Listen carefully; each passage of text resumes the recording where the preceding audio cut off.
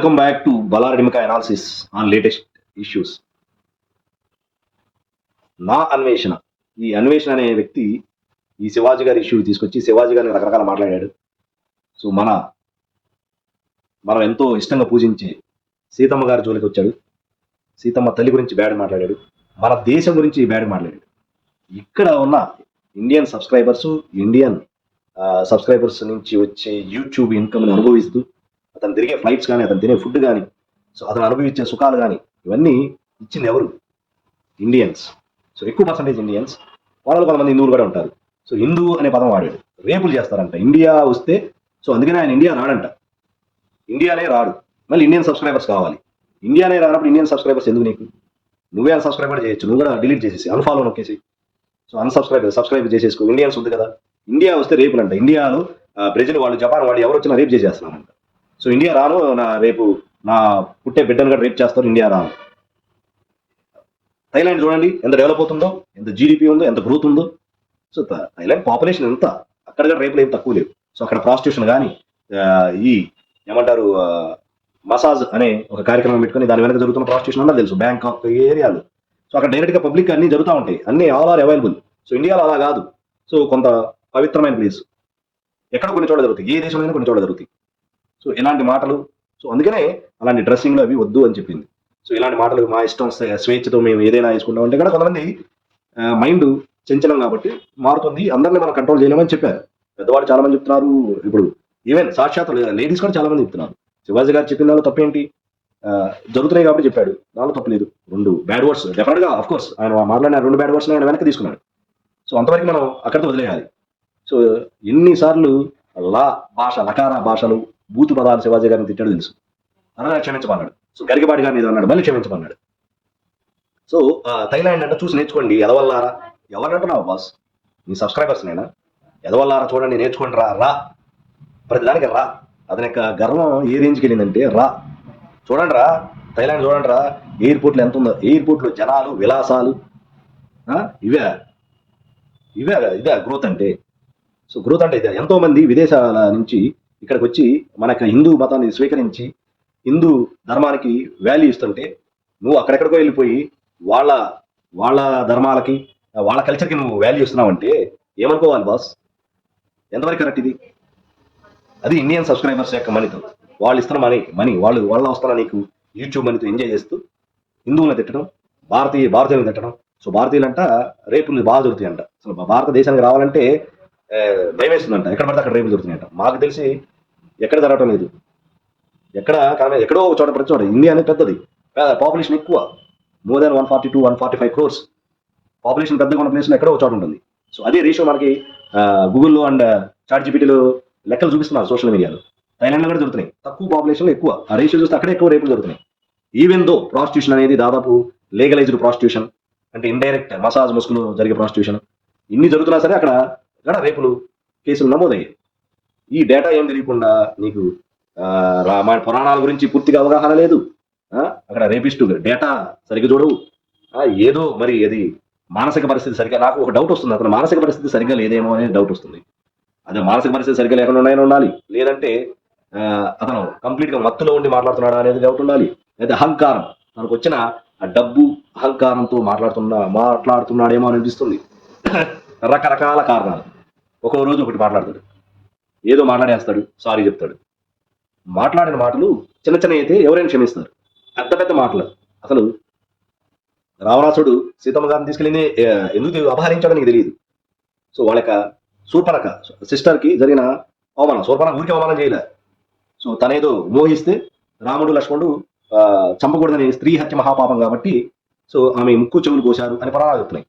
So ఆ అవమానంతో రావణాసుడు దగ్గరికి వెళ్ళి ఆ పక్కన, అప్పటికీ ఆయన నువ్వు చేసిన కూడా తప్పే కదా అంటే పక్కన వాళ్ళు రెచ్చగొట్టి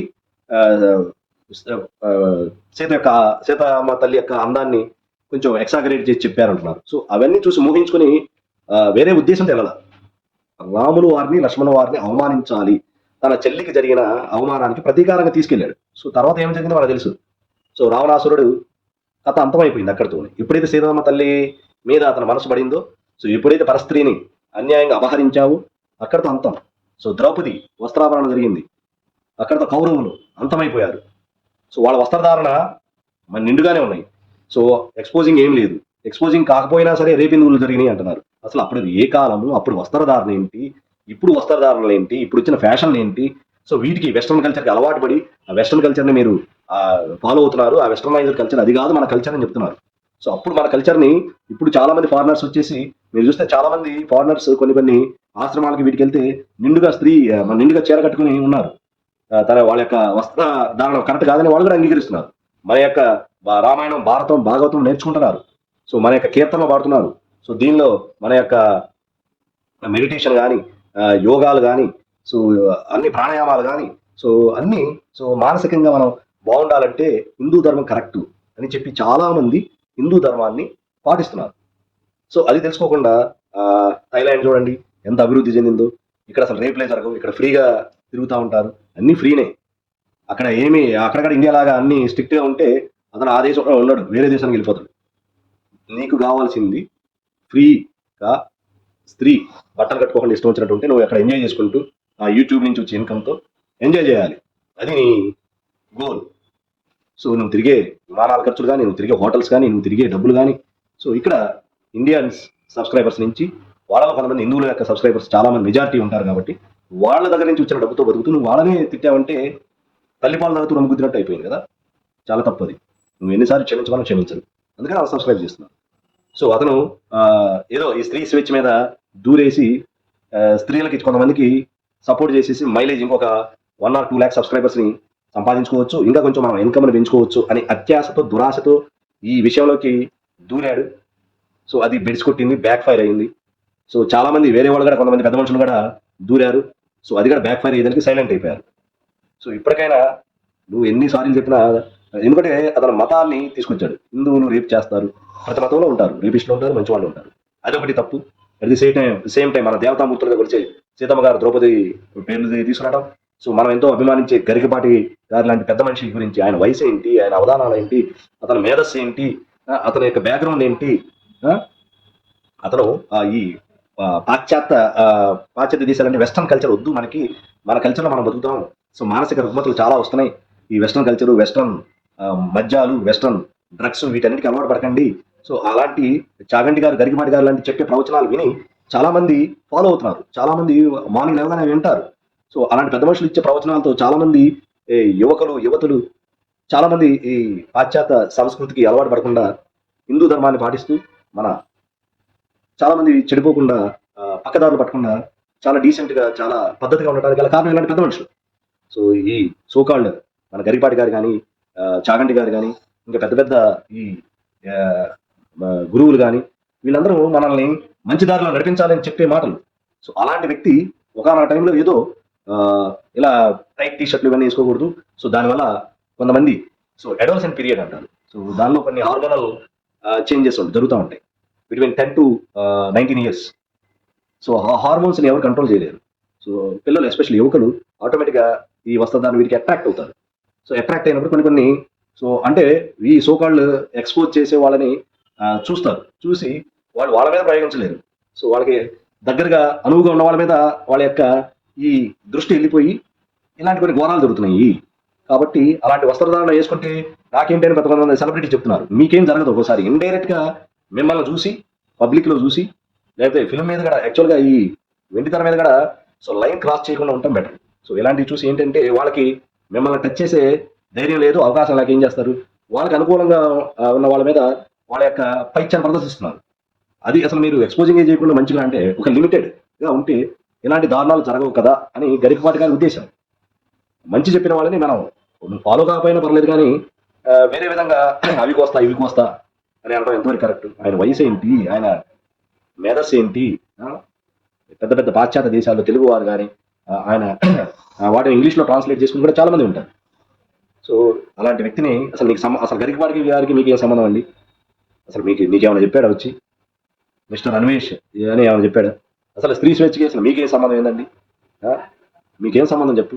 వాడెవడు అని శివాజీ గారు అన్నప్పుడు నువ్వెవడు అని అడుగుతారు. దానికి ఏమైనా సమాధానం ఉందా?